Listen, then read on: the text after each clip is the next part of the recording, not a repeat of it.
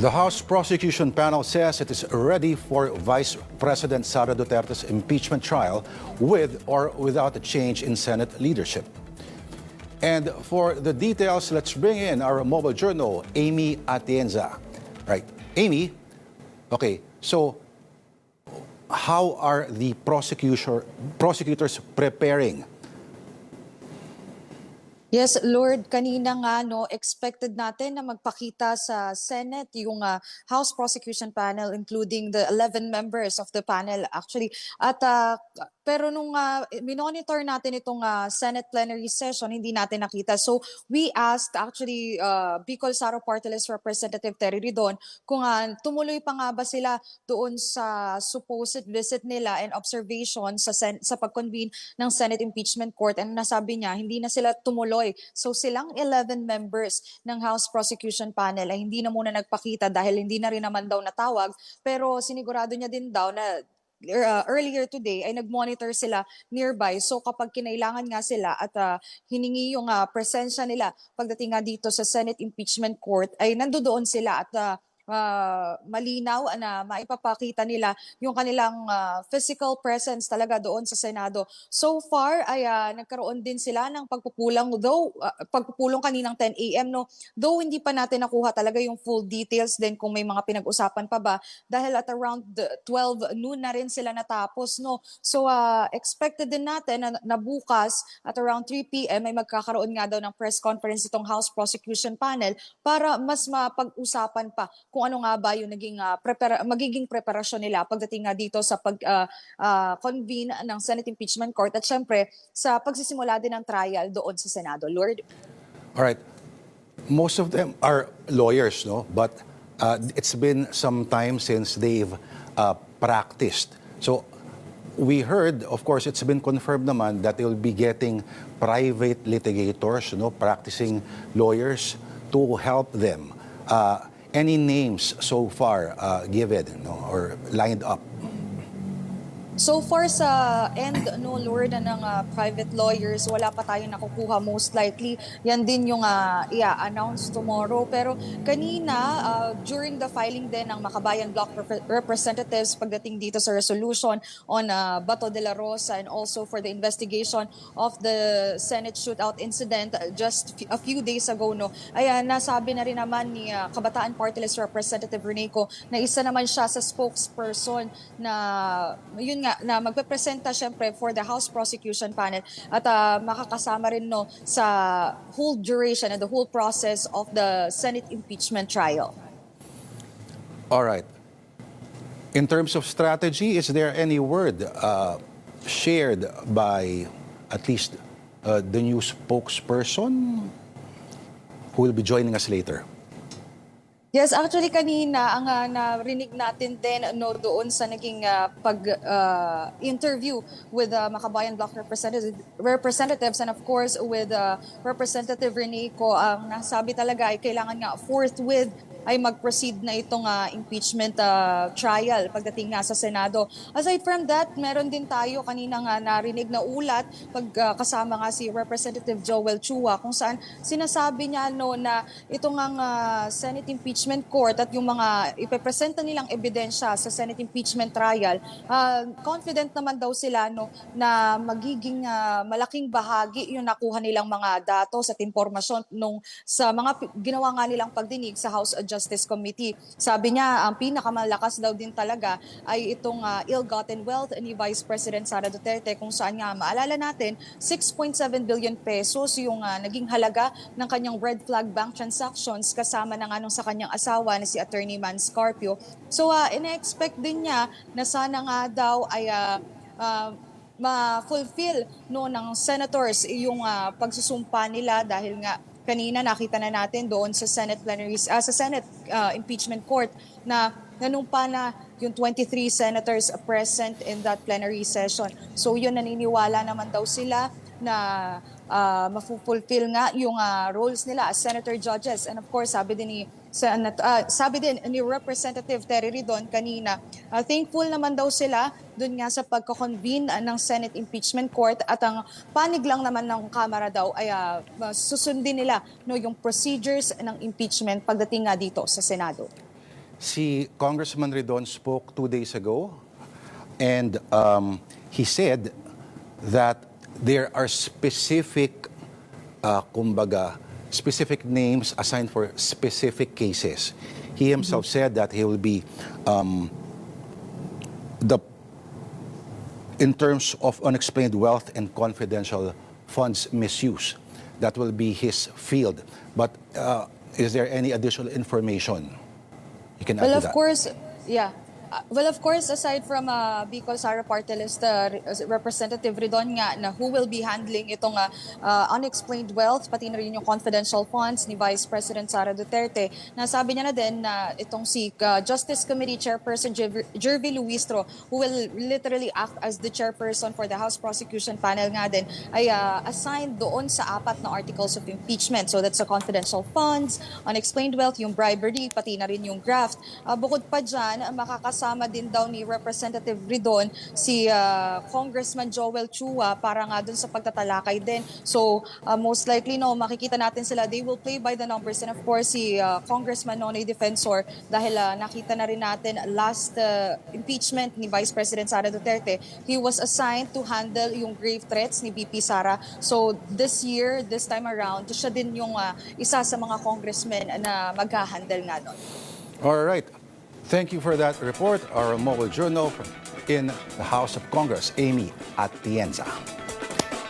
With us now via Zoom is Kabataan Party List Representative and the newest spokesperson of the House Prosecution Panel, Rene Ko. Maraming salamat. Thank you for joining us, Congressman Ko, si Lourdes Vera po. Magandang gabi po, Sir Lord. Maraming salamat po sa pag-imbita sa programa ninyo. All right. So, as new spokesperson of the prosecution panel, can you tell us about what you met? Tell us about the meeting earlier this afternoon, and what would be the group's strategy? Siyempre, limited yung maaaring mabahagi, pero sa bahagi naman ng isa sa mga spokesperson na sa mga magdadaang araw ay mako-confirm yung mga iilan pa, yung ating gawain, ay syempre ma-involve ang pinakamarami, stakeholders, mamamayan, constituents sa proseso ng pananagutan. So kasama po dito mga estudyante, mga kabataan. Ito naman na yung gawain natin noon pa. Ngayon lang ay may recognition na yung mga ating hindi lang analysis, pero yung mga nagdaang efforts para sa pananagutan na kasama at katuwang ang maraming mga kabataang estudyante ay kailangan ding palawakin pa, para po sa hindi lang na maobserba yung mga proseso ng konstitusyon, pero para rin sa kinabukasan natin. So can you be more specific about how you plan to do that, to involve the youth, in the process? Well, nandiyan naman na yung ginagawa natin, which is sa ating mga resolution, gaya ng final natin earlier, yung pananagutan, hindi yan for VP Sara only. Pero lahat ng nakikita natin na may utang, na hustisya sa mga Pilipino. Gaya po, for example, ni Senator Bato de la Rosa sa lahat ng biktima ng giyera kontra droga. Pero marami pa po tayong kailangang tahakin na steps para po ang mga kabataan na informed pero posibleng ay naiisip nila or natatakot dahil sa malalang disinformation online na magsalita, magpahayag ng kanilang saloobin, mabigyan ng panatag na loob na hindi lang po sa online express pero sa kanilang mga munting gawain sa organisasyon nila at iba pa, tuloy-tuloy po na iparamdam nasa kamay natin ang kinabukasan natin. All right. Representative, were you actually surprised that the Senate convened as an impeachment court earlier?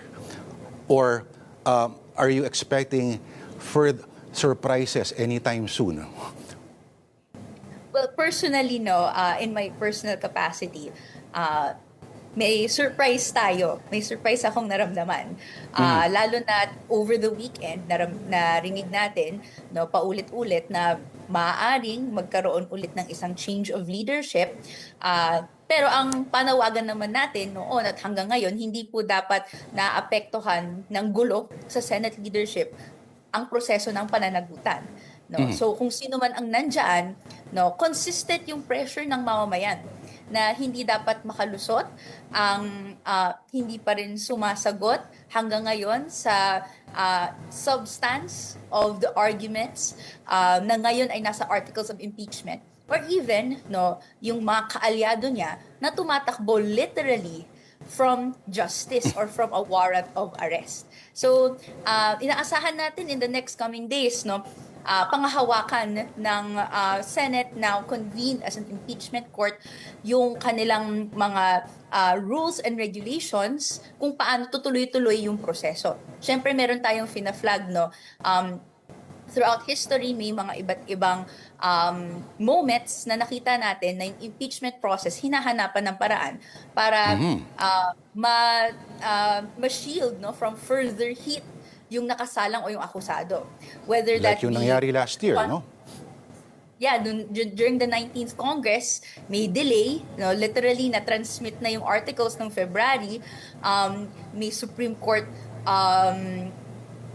case na final, and yun yung tinuntungan ng Senate para June na i-convene yung impeachment court, and every step of the way, mukhang hindi po na every session day, hinihintay ng taong bayan kung kailan ba magko-convene.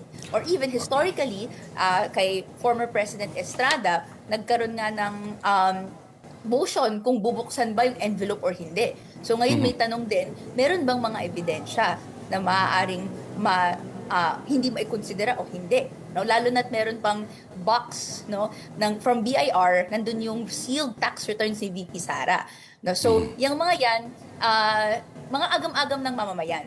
Pero para sa representasyong ito, kung lahat naman tayo ay nag-apply ng consistent pressure, pinaparamdam natin na yung panawagan natin sa pananagutan, urgent and necessary, hindi po kailangan mangamba. Kailangan po magtiwala sa proseso.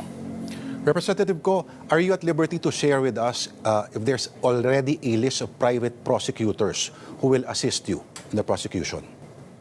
I'm not at liberty at this moment, Sir Lord. Pero ay maasahan naman po na yung mga private prosecutors at public prosecutors naghahanda na po para sa mga iba't ibang argumentong isasalang. Kahit po meron silang mga assignment, sila po ay prepared para sa kanilang mga sa mga topics, articles na lalabas po sa articles of impeachment. At least give us can you please at least give us a clue, like are these former congressmen or party list congressmen who have also experience in terms of prosecution or from past impeachment trials? Siguro wala po akong masashare na hint other than legal luminaries, experts sila na maaasahan, na makakapagdala very well yung articles of impeachment patungo sa paglilitis. Are these very expensive lawyers or abot kayang halaga ng budget? Mukha pong mga nag-volunteer ng efforts nila dahil sa proseso ng pananagutan, ilang taon na ang delay at kailangan na pong mangyari yung paglilitis. All right. So, okay. So, thank you for your time, Representative Rene Co. Thank you. Maraming salamat po. Tuloy-tuloy lang po tayo.